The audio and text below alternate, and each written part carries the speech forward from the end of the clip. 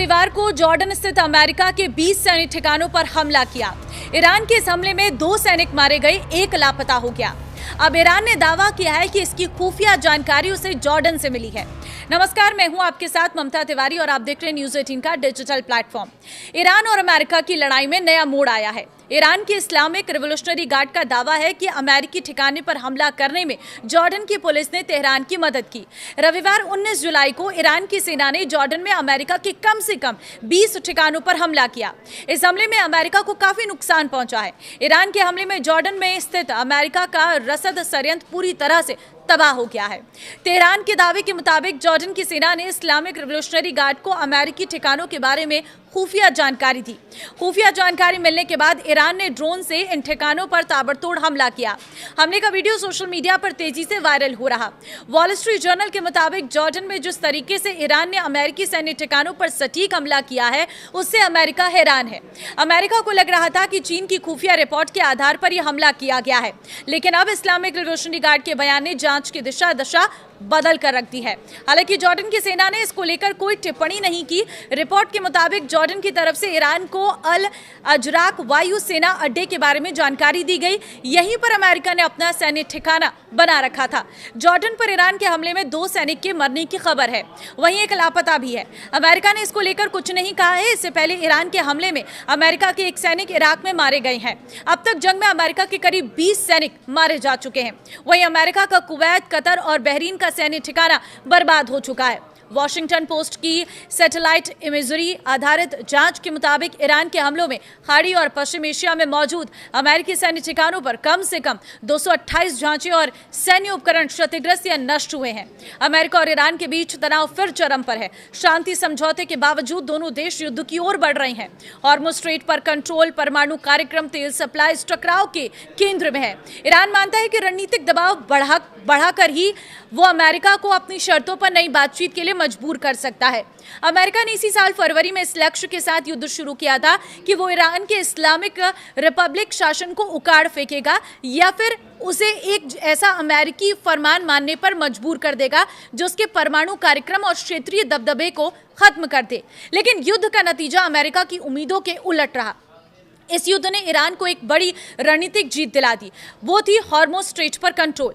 यह अमेरिका के लिए एक ऐसा झटका था जिसने उसे मजबूरन ईरान के साथ एमओयू पर दस्तखत करने के लिए विवश कर दिया।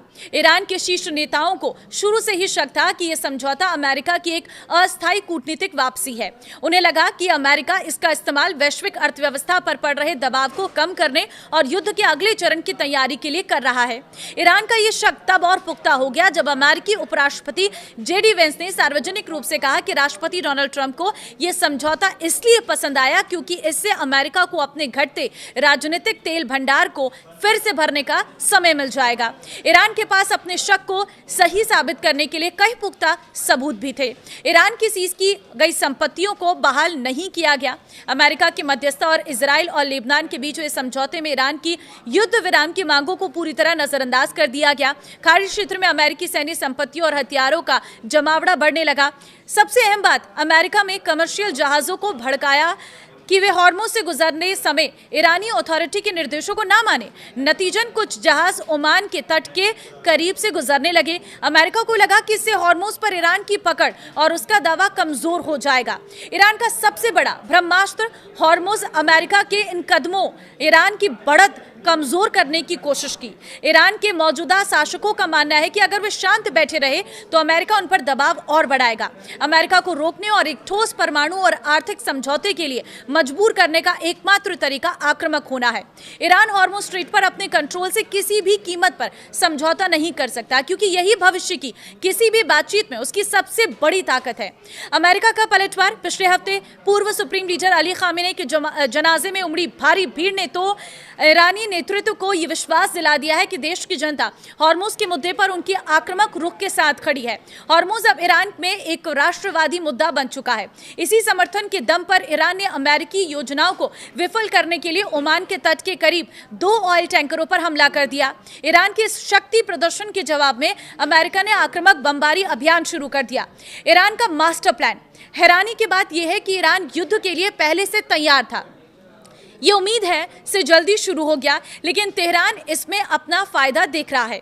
ईरान का मानना है कि अगर युद्ध होना ही है तो ये अमेरिका के पूरी तरह से संगठित होने और ग्लोबल इकोनॉमी के सप्लाई चेन झटके से उभरने से पहले हो जाना चाहिए। अब ईरान की रणनीति साफ है, वो अमेरिकी सैन्य दबाव को झेलेगा और खाड़ी में अमेरिकी सैन्य ठिकानों पर अपने हमले तेज करेगा। वो अमेरिकी नौसैनिक नाकेबंदी से होने वाले भारी आर्थिक संकट को बर्दाश्त करने के लिए तैयार है। ईरान को यकीन है कि हॉर्मुज़ स्ट्रेट के साथ साथ बाब अल मंदेब और लाल सागर को बंद करके वो वैश्विक अर्थव्यवस्था पर इतना भारी दबाव बना देगा कि डोनाल्ड ट्रंप को मजबूर होकर अपने कदम पीछे खींचने पड़ेंगे और बातचीत की मेज पर आना होगा। तो अब आपको क्या लग रहा है, क्या यही सामान्य स्थिति रहने वाली है? अपनी राय जरूर दें। नमस्कार।